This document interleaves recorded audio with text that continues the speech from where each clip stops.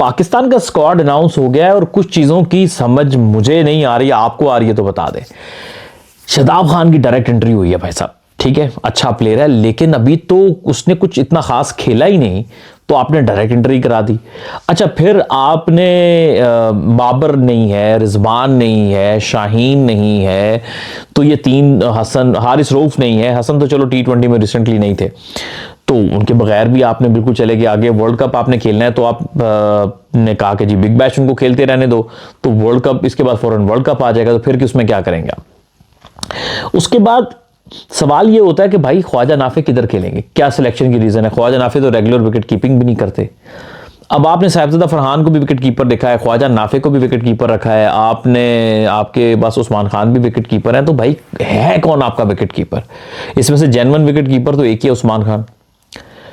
अच्छा, उसके बाद अब 1-1 और नसीम शाह कैसे सिलेक्ट हो जाते हैं विदाउट एनी परफॉर्मेंस, वो भी एक सवालिया निशान है। चलिए एक एक करके बात करते हैं। सबसे पहले आपने बाबर, रिजवान, शाहीन, हारिस, इनमें से किसी को भी नहीं रखा, तो फिर क्या आप वर्ल्ड कप में रखेंगे इनको? अगर आप वर्ल्ड कप में रखेंगे तो फिर ये सीरीज कैसे मिस हो सकती है, जो कि उन्हीं रेलिवेंट कंडीशंस में है श्रीलंका में, जहां पे आपने वर्ल्ड कप के मैचेस खेलना। एक बहुत अहम नुकता। दूसरा, सर नसीम शाह से आएंगे, बहुत अच्छा फास्ट बॉलर, मुझे बड़ा पसंद था, मतलब सबसे ज्यादा इंटेलिजेंट फास्ट बॉलर जो 2019 में खेप आई थी, 19-18 में मैं शाहीन को भी शामिल कर लेता हूं, लेकिन इंजरी के बाद से नसीम कॉन्टिन्यूस पिछले 1.25 साल से स्ट्रगल कर रहे हैं, और कोई उनकी ऐसी मतलब परफॉर्मेंस बड़ी मीडियोकर सी जो कि उनके कैलिबर से बड़ी हटके हैं।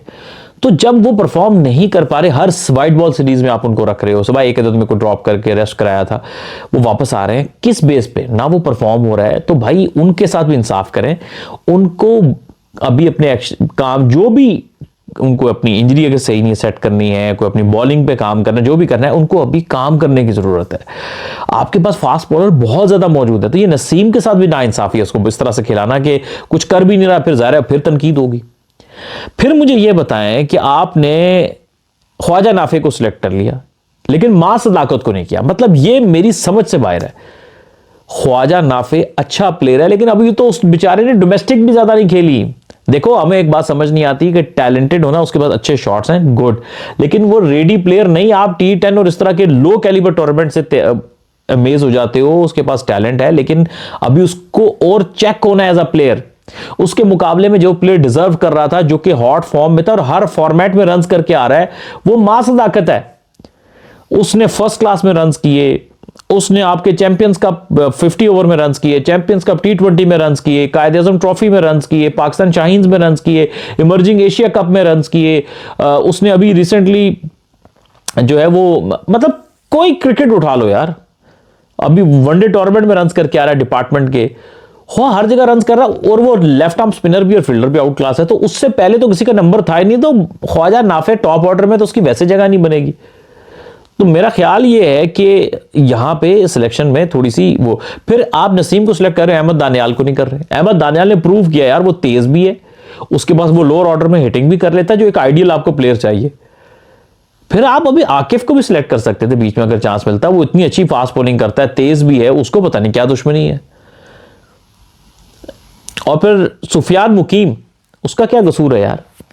क्या कसूर है सुफियान मुकीम का? अच्छा खासा पाकिस्तान के लिए खेल रहा था, परफॉर्म कर रहा था यार, आपने उसको दूध में से जो बाल निकालते हैं ऐसे बाहर कर दिया। वो किधर जाएगा, किससे बात करेगा? और मतलब मुझे ये 3-4 सिलेक्शंस की बड़ी मायूसी हुई है कि कुछ प्लेयर बगैर परफॉर्मेंस के सिलेक्ट हो रहे हैं, कुछ टॉप ऑर्डर में आपने इतना अंबार लगा लिया, आगे वो खेल नहीं सकेंगे। सो मेरा ख्याल ये है कि आपको थोड़ी सी चीज़ों को टाइट करने की जरूरत है। फिर शादाब भी आ गए, तो इतने स्पिनर कैसे करेंगे? देखिए, उस्मान तारिक आपके पास है, अबरार अहमद आपके पास है, मोहम्मद नवाज आपके पास है, साइम अयूब भी आपके ऑलराउंडर हैं, सलमान अली आगा भी आपके पास ऑलराउंडर है, नवाज आपके पास ऑलराउंडर है, तो फिर शादाब भी आ गए, तो पहले उनका रोल डिफाइन करें, क्या वो एज अ बैट्समैन खेलेंगे या एज एन ऑलराउंडर खेलेंगे? तो फिर आप कितने ऑलराउंडर प्लेइंग 11 में खिलाओगे? इसका क्या मतलब है कि अबरार भी प्लेइंग 11 में नहीं आएगा? तो ये वो सवालिया निशान है जो हर पाकिस्तानी की जुबान पे, और शायद श्रीलंका सीरीज के बाद बहुत सारी चीजों का जवाब आप सबको मिल जाएगा।